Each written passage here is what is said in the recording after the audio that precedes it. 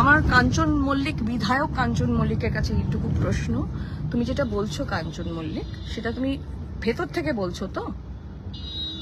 অতগুলো আরজি করে জুনিয়র ডক্টরদের কে উদ্দেশ্য করে যে কথাটা তুমি বললে, অনুদান ইত্যাদি, ডোনেশন ফিরিয়ে দেওয়া, চাকরির টাকা নেবেন কিনা, এটা আমার মনে হয় খুব বাচ্চাদের মতন কথা হয়ে গেছে। সেটা কাঞ্চন অভিনেতার কাছে অন্তত এটা এক্সপেক্ট করা যায়নি।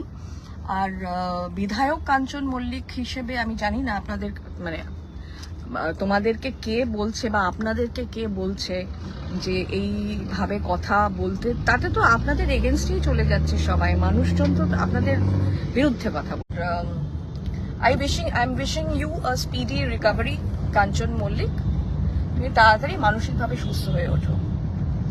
আমার কিছু বলার নেই এর থেকে বেশি।